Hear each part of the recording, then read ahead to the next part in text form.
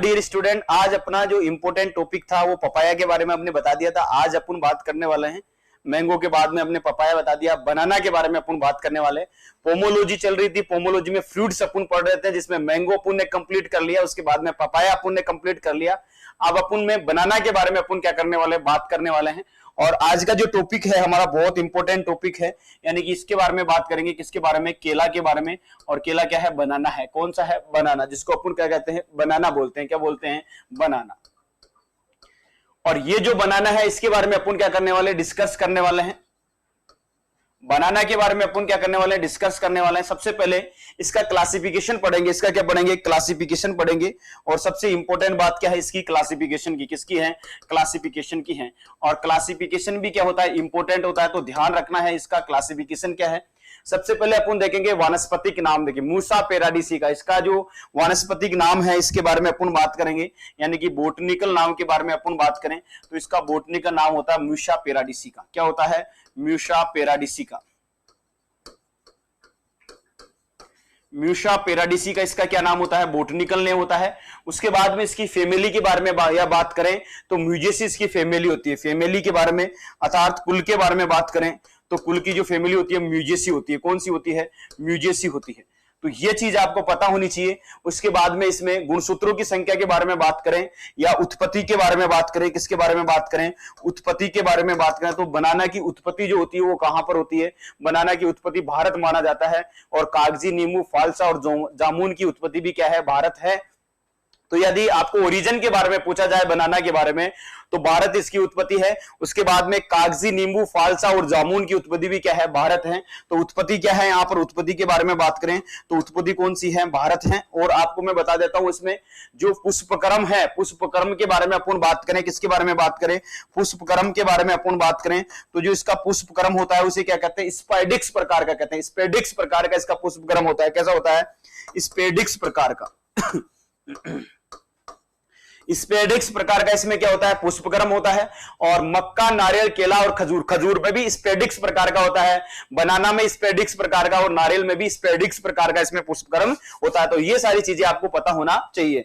और इसके बारे में एक चीज और इंपॉर्टेंट पूछी जाती है जिसको मैं यहां पे बॉक्स के अंदर आपको बता रहा हूं। और जो बॉक्स के अंदर जो चीजें मैं आपको बता रहा हूं वो इंपॉर्टेंट। केला ट्रिप्लोइड बीज रहित होता है। ध्यान रखना, केला जो होता है वो ट्रिप्लोइड बीज रहित होता है। कैसा होता है? ट्रिप्लोइड। ट्रिप्लोइड यानी कि वो भी कैसा होता है? सीडलेस होता है। कैसा होता है? सीडलेस होता है। ध्यान रखना, ट्रिप्लोइड सीडलेस होता है केला। ध्यान रखना है आपको, यानी कि अपन ट्रिप्लोइड केला बीज रहित होता है। ध्यान रखना। नेचुरली ही अपन इसमें जो पार्थेनोकार्पी पाई जाती है, प्राकृतिक नेचुरल पार्थेनोकार्पी पाई जाती है। कौन सी पाई जाती है? नेचुरल पार्थेनोकार्पी पाई जाती है। नेचुरल पार्थेनोकार्पी पाई जाती है। नेचुरल पार्थेनोकार्पी पाई जाती है। इसमें ध्यान रखना, नेचुरल पार्थेनोकार्पी पाई जाती है। इसकी वजह से ये सीडलेस रहता है और ट्रिप्लोइड कंडीशन में पाया जाता है। कौन सी कंडीशन में पाया जाता है? ट्रिप्लोइड कंडीशन में पाया जाता है। तो याद रखना बोटनिकल नाम क्या है इसका? मूसा पेराडिसी का। दूसरा इसका कुल क्या है? म्यूजेसी। उत्पत्ति कहां पर है? भारत। पुष्पक्रम कौन सा? स्पेडिक्स प्रकार का। और खजूर के अंदर और नारियल के अंदर भी अपन बात करें, खजूर और नारियल के अंदर भी अपन बात करें तो उसका जो पुष्पक्रम होता है वो कैसा होता है? इस तरीके का होता है। तो ये सारी चीजें आपको पता होनी चाहिए। उसके बाद में अपन बात करें इसके फल के प्रकार के बारे में। और फल के प्रकार में अपन देते हैं फल किस प्रकार का होता है? सरस प्रकार का होता है। फल का प्रकार जो होता है वो सरस प्रकार का होता है। आपको पता होना, बेरी टाइप्स का होता है। सरस को क्या कहते हैं? बेरी बोलते हैं। सरस को क्या बोलते हैं? बेरी टाइप का बोलते हैं। तो ये आपको पता होना चाहिए। तो केले के बारे में सामान्य इंपोर्ट जो जानकारियां थी वो हमने देख ली हैं। और विश्व में सर्वाधिक केले जो उत्पादन होता है, केले का उत्पादन के बारे में बात करें तो विश्व में सर्वाधिक केले का उत्पादन अपन बात करें, विश्व में सर्वाधिक केला का उत्पादन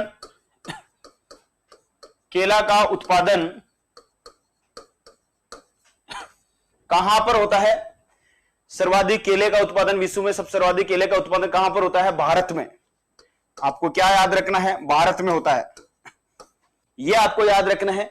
उसके बाद में मैं बात करूं भारत में सर्वाधिक तमिलनाडु में। भारत में सबसे ज्यादा कहां पर होता है? भारत में सर्वाधिक कहां पर होता है? तमिलनाडु में। ध्यान रखना, कहां पर होता है? सर्वाधिक तमिलनाडु में। तमिलनाडु के अंदर होता है। उसके बाद में मैं बात करूं तो राजस्थान में सबसे ज्यादा केले का उत्पादन कहां होता है? राजस्थान में। और राजस्थान में बनाना का सबसे ज्यादा उत्पादन बांसवाड़ा में होता है। कहां पर होता है? बांसवाड़ा में। तो ये जरूर याद रखना है, राजस्थान के जरूर के लिए जरूर आपको उत्पादन पूछे तो बांसवाड़ा में होता है। केले में सर्वाधिक मात्रा में पोटास प्रचुर मात्रा में पाया जाता है। केले में क्या पाया जाता है? केले में सर्वाधिक मात्रा में केले में सर्वाधिक मात्रा में सर्वाधिक मात्रा में पोटास पाया जाता है। क्या पाया जाता है? पोटास। यह याद रखना है आपको, केले में सर्वाधिक मात्रा में क्या पाया जाता है? पोटास पाया जाता है। और केले की बुआई के लिए उपयुक्त विधि नाली विधि होती है। ध्यान रखना, केले की बुआई के लिए उपयुक्त विधि कौन सी होती है? ट्रेंच मेथड होता है, नाली विधि होती है। ये आपको पता होना चाहिए। बहुत बार एग्जामों में ये क्वेश्चन पूछा गया है कि केले के अंदर अपन बात करें तो बुआई के लिए उपयुक्त विधि नाली विधि होती है। सिंचाई की विधि, सिंचाई विधि या बुआई के लिए उपयुक्त विधि सिंचाई विधि या अपन बात करें या बुआई विधि, ये बुआई विधि या सिंचाई विधि के बारे में अपन बात करें तो वो जो होती है वो कहां पर होती है? वो जो अच्छी होती है वो कौन सी होती है? वो अपन बात करें तो ट्रेंच मेथड होता है। वो कौन सा मेथड होता है? Trench method. ट्रेंच मेथड होता है। कौन सा मेथड होता है? Trench method. तो याद रखना, ट्रेंच मेथड होता है वो कौन सा होता है? Trench method. उच्च टेम्परेचर के बारे में बात करें तो केले का जो उच्च टेम्परेचर है, कितना तापमान पर तो ये सेंसिल कर सकता है। तापमान के बारे में बात करें तो इसका जो टेम्परेचर के बारे में अपन बात करें तो टेम्परेचर कितना माना जाता है? इसका टेम्परेचर 26 से 27 यानी कि सेंटीग्रेड याद रखना, या 26.5 सेंटीग्रेड टेम्परेचर रहता है। उच्च टेम्परेचर अपन बात करें, उच्चतम टेम्परेचर में ये सर्वाइव कर सकता है। नॉर्मल ग्रोथ के लिए 23 से 24 सेंटीग्रेड, 20 से 24 सेंटीग्रेड टेम्परेचर रहता है। और अधिकतम कितना टेम्परेचर सहन कर सकता है? 26.5 सेंटीग्रेड टेम्परेचर, यानी कि 26 से लेकर 27 सेंटीग्रेड टेम्परेचर को ये सर्वाइव कर सकता है। उसके बाद में इसमें जो शर्करा की मात्रा होती है, इसमें जो शर्करा की जो मात्रा होती है, किसकी मात्रा? शर्करा की जो मात्रा होती है वो शर्करा की मात्रा कितनी होती है? तो ये याद रखना, शर्करा जो पाई जाती है इसमें 26 से 27% पाई जाती है। केले में कार्बोहाइड्रेट अपन बात करें, शर्करा अपन बात करें तो केले में शर्करा जो होती है वो कितने परसेंट पाई जाती है? शर्करा पाई जाती है 26 से 27%। जबकि आप पढ़ते रहते हो कार्बोहाइड्रेट पढ़ते रहते हो कि 27% इसमें कार्बोहाइड्रेट होता है, ऐसा नहीं है। केले में शर्करा जो होती है वो कितने परसेंट पाई जाती है? 26 से 27%। याद रखना कितने परसेंट पाई जाती है? 26 से 27% इसमें शर्करा पाई जाती है। केले के अंदर 26 से 27% इसमें क्या पाई जाती है? शर्करा पाई जाती है। तो ये आपको पता होना चाहिए। और केले को बीज रहित करने के लिए किस हार्मोन का छिड़काव करते हैं? 2,4-डाइक्लोरोफिनॉक्सिक एसिटिक एसिड डालते हैं अपन, यानी कि जिसको बोलते हैं 2,4-D।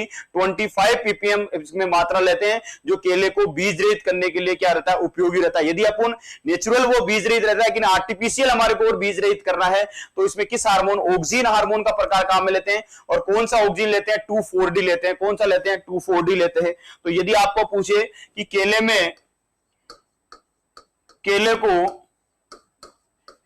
बीज रहित करने के लिए कौन से हार्मोन जो यूज लेते हैं, बीज रहित करने के लिए कौन सा हार्मोन यूज लेता है, हार्मोन्स के बारे में यदि पूछे आपको तो जो वो हार्मोन्स रहेगा वो कौन सा हार्मोन्स रहेगा? 2,4-D रहेगा। कौन सा रहेगा? 2,4-D। कितनी मात्रा लेते हैं 2,4-D की अपन बात करें? 25 ppm। ध्यान रखना कितनी मात्रा लेते हैं? 25 ppm। ये आपको पता होना चाहिए, 25 ppm। बंच और गुच्छा का जो वजन बढ़ाने हेतु, बंच और केले में बंच या गुच्छे का वजन बढ़ाने हेतु, बंच या गुच्छे का वजन बढ़ाने के लिए बंच या गुच्छे का वजन बढ़ाने के लिए K+ आयन बहुत इंपॉर्टेंट यूज हो पाता है। K+ आयन ध्यान रखना, पोटास, K+ आयन का बहुत ज्यादा इंपॉर्टेंट रोल होता है K+ आयन का।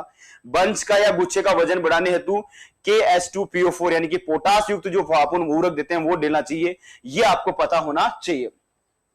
उसके बाद में इसकी कुछ महत्वपूर्ण क्रियाएं होती है। केले में कुछ महत्वपूर्ण क्रियाएं ध्यान रखना, यहां से भी एग्जाम में पूछा जाता है कि कुछ प्रोसेस किया जाता है, महत्वपूर्ण क्रियाएं अपनाई जाती है। इसमें मोटोकिंग क्या होता है, डीनेवलिंग क्या होता है, गुच्छे को हटाना, मादा को हटाना, अग्नि स्टेकिंग क्या होता है, अग्नि प्रोपिंग क्या होता है, ये कुछ प्रक्रियाएं होती है। तो महत्वपूर्ण अपन बात करें तो महत्वपूर्ण क्रियाओं के बारे में अपन बात करें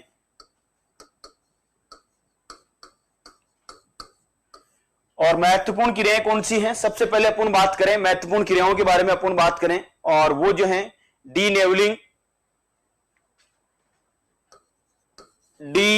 महत्वपूर्ण क्रिया कौन सी है? डी नेवलिंग। और डी नेवलिंग के बारे में अपन बात करें तो डी नेवलिंग मादा अवस्था समाप्त होने पर नर भाग को हटाना, मादा अवस्था समाप्त होने पर मादा अवस्था समाप्त होने पर नर भाग को हटाना,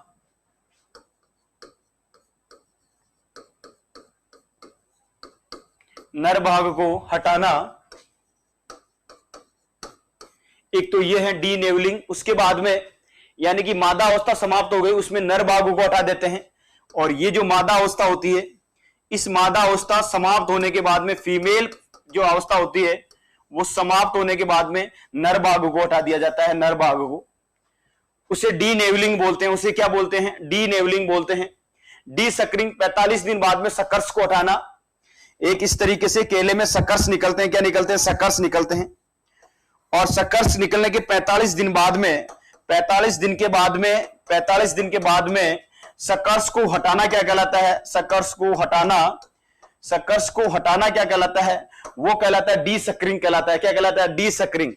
तो डी सकरिंग कौन सी प्रोसेस होती है? डी सकरिंग के बारे में अपन को पूछा जाए कि डी सकरिंग क्या होती है, तो डी सकरिंग का आप याद रखना है कि डी सकरिंग कौन सी है।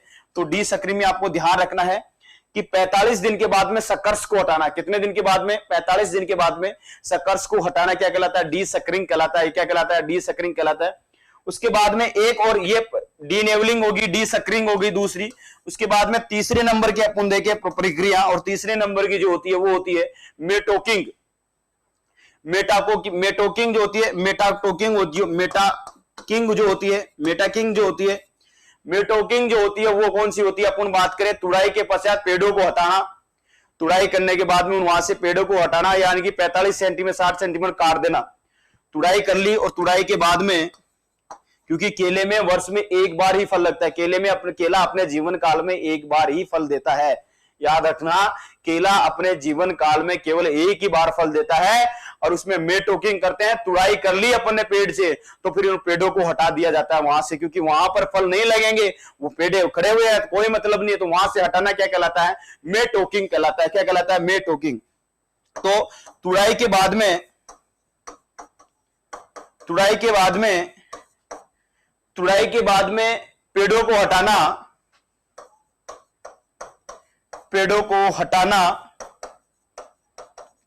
पेड़ों को हटाना, या अपन बात करें 45 से 60 सेंटीमीटर तक काटना, ऊपर से 45 से 60 सेंटीमीटर के ऊपर तक काटना क्या कहलाता है? काटना क्या कहलाता है? वो जो काटना कहलाता है वो क्या कहलाता है? मेटोकिंग कहलाता है। क्या कहलाता है? मेटोकिंग। एक होता है प्रोपिंग, एक जो होता है अपन यहां पे लिख देते हैं प्रोपिंग। प्रोपिंग का क्या मतलब होता है? प्रोपिंग को ध्यान रखना, 4th नंबर का। प्रोपिंग भी केले में अपनाते हैं। सहारा प्रदान करना। केले का तना सूडोसोम का होता है, बहुत हल्का होता है, ज्यादा तेज गति से अपन बात करें हवा चल रही है तो वो तना जो होता है टूट कर नीचे गिर सकता है। इसलिए उसको सहारा देने के लिए प्रोपिंग करते हैं, लकड़ी लगाते हैं या कुछ भी सहारा देते हैं। और उस प्रोपिंग में अपन क्या करते हैं? सहारा देते हैं। क्या देते हैं? सहारा देने का काम करते हैं। सहारा देने का यानी कि हेल्प करने का काम, तने को हेल्प करने का काम करते हैं। उसे प्रोपिंग कहते हैं। उसे क्या कहते हैं? प्रोपिंग कहते हैं। तो ये सारी चीजें आपको पता होनी, महत्वपूर्ण क्रियाएं आपको पता होनी चाहिए। डी नेवलिंग मादा अवस्था समाप्त होने पर नर भागों को हटाना। डी सकरिंग 45 दिन के बाद में जो सकर्स बढ़ा है उसको अपन को ध्यान रखना, 45 दिन के बाद में उस 45 दिन का जो सकर्स हो जाता है उसको हटाना क्या कहलाता है? डी सकरिंग कहलाता है। तुड़ाई के पश्चात पौधों को काट देना, 45 से 60 सेंटीमीटर में पौधों को काट देना। प्रोपिंग सहारा देना। अब अपन इसके बारे में बात करने वाले हैं आगे प्रवर्धन के बारे में। किसके बारे में बात करने वाले हैं? प्रवर्धन के बारे में। प्रवर्धन के बारे में अपन बात करें तो प्रवर्धन किसके द्वारा होता है? स्वार सकर्स के द्वारा। ध्यान रखना, इसमें जो प्रवर्धन होता है वो किसके द्वारा होता है? प्रवर्धन के बारे में अपन बात करें तो इसमें जो प्रवर्धन जो होता है वो स्वार सकर्स के द्वारा होता है। किसके द्वारा होता है? स्वार सकर्स के द्वारा। प्रवर्धन किसके द्वारा होता है? स्वार सकर्स के द्वारा। यह आपको पता होना चाहिए प्रवर्धन किसके द्वारा होता है? श्वार्ट सकर्स के द्वारा, और उसका द्वारा जो वजन होना चाहिए, वजन जो होना चाहिए वो 500 से 700 ग्राम होना चाहिए सकर्स का। ध्यान रखना कितना ग्राम होना चाहिए, 500 से 700 ग्राम उसका क्या होना चाहिए, वजन। ध्यान रखना वजन के बारे में आपको पूछे तो वजन जो होना चाहिए कितना होना चाहिए, 500 से 700 ग्राम उस सकर्स का लगभग अपन बात करें वो उपयुक्त माना गया है। उसमें दो प्रकार के सकर्स होते हैं, एक तो तलवार सकर्स जिसको वाटर सकर्स बोलते हैं, एक वाटर सकर्स बनते हैं, और एक बनता है चौड़ी पत्ती वाले सकर्स।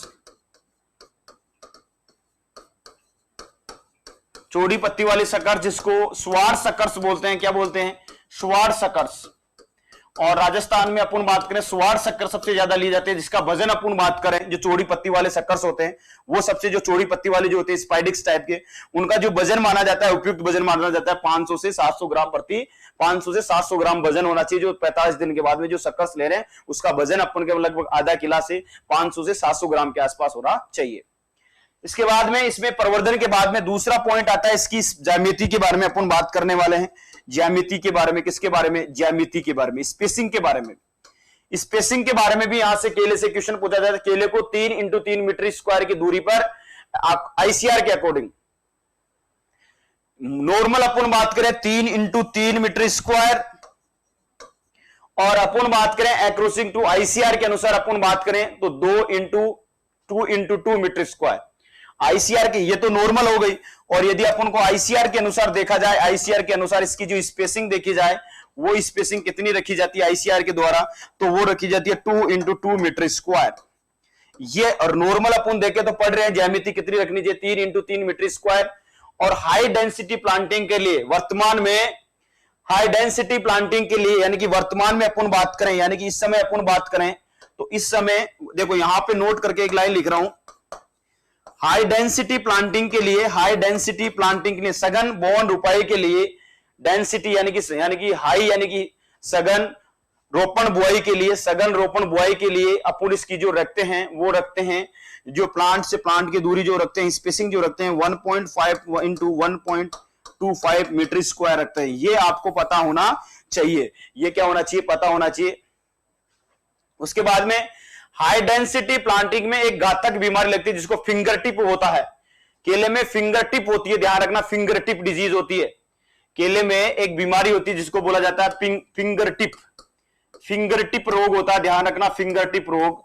और ये जो फिंगर टिप रोग होता है जब अपन हाई डेंसिटी प्लांटिंग करते हैं, जब हाई डेंसिटी प्लांटिंग होती है, हाई डेंसिटी प्लांटिंग में 1.5 इंटू 1.5 मीटर स्क्वायर पर अपन पौधे लगाते हैं, बाग के अंदर हाई डेंसिटी प्लांटिंग करते हैं।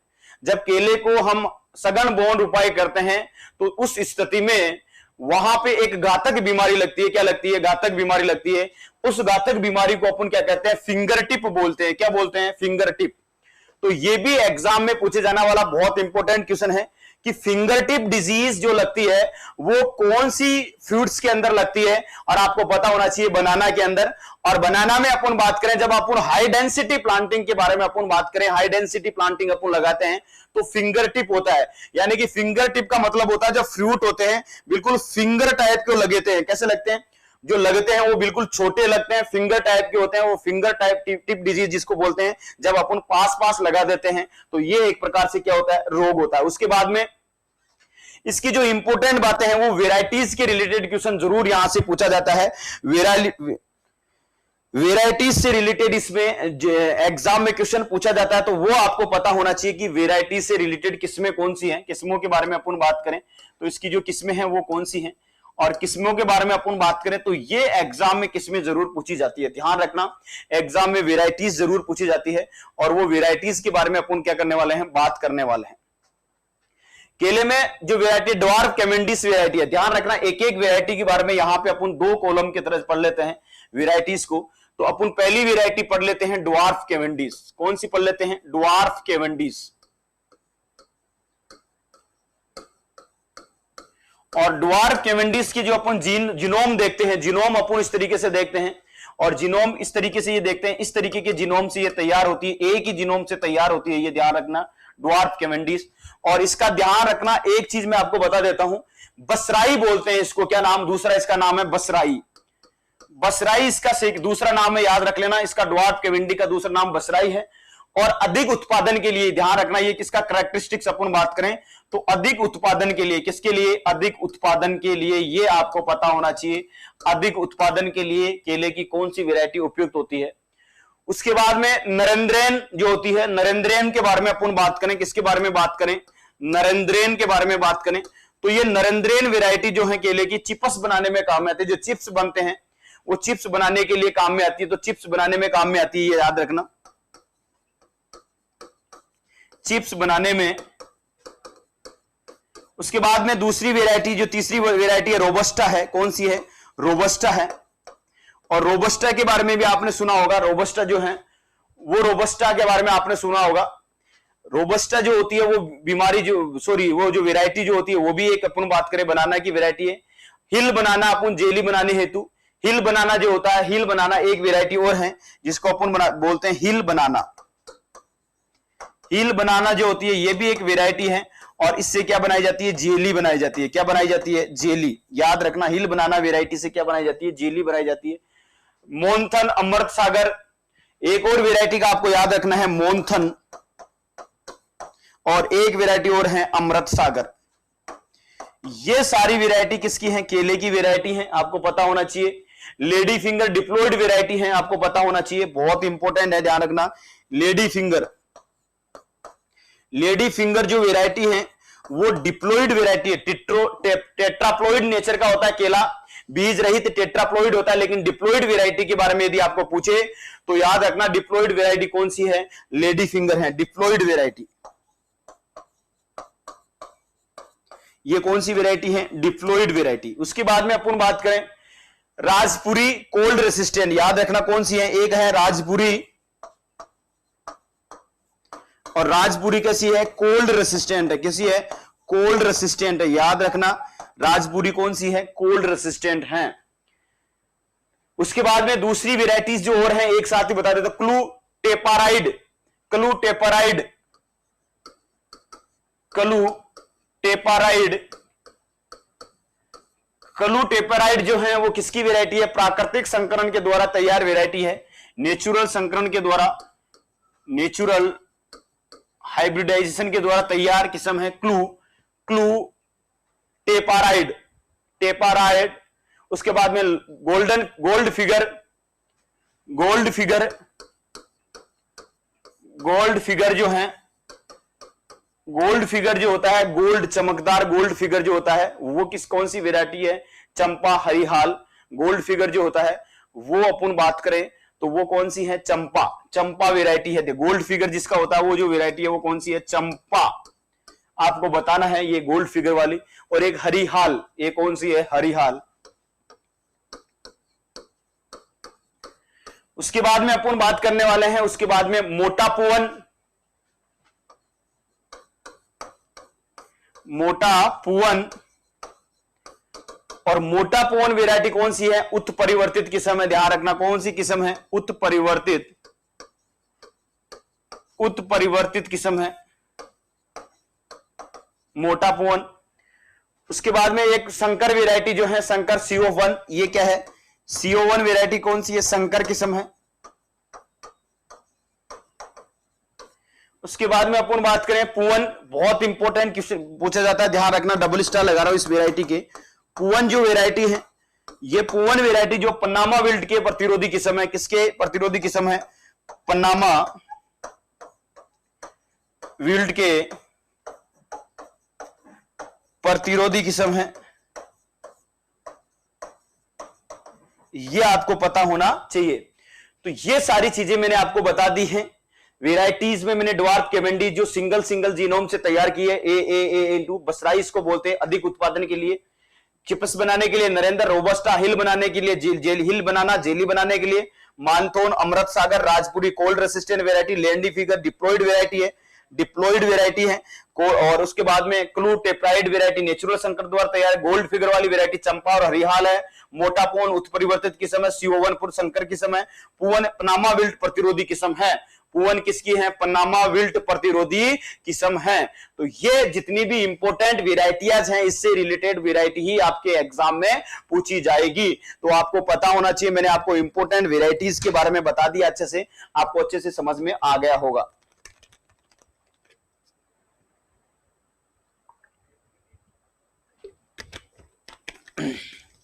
उसके बाद में अगली अपन बात करने वाले हैं, और अगली इसकी उपज के बारे में बात करें। किसके बारे में? उपज के बारे में। तो उपज कितनी होती है केले की अपन बात करें, 30 से 50 टन प्रति हेक्टर। 30 से 50 टन प्रति हेक्टर, यह आपको पता होना चाहिए। उसके बाद में इसमें भंडारण कैसे कर सकते हैं, भंडारण का अपन बात करें, भंडारण,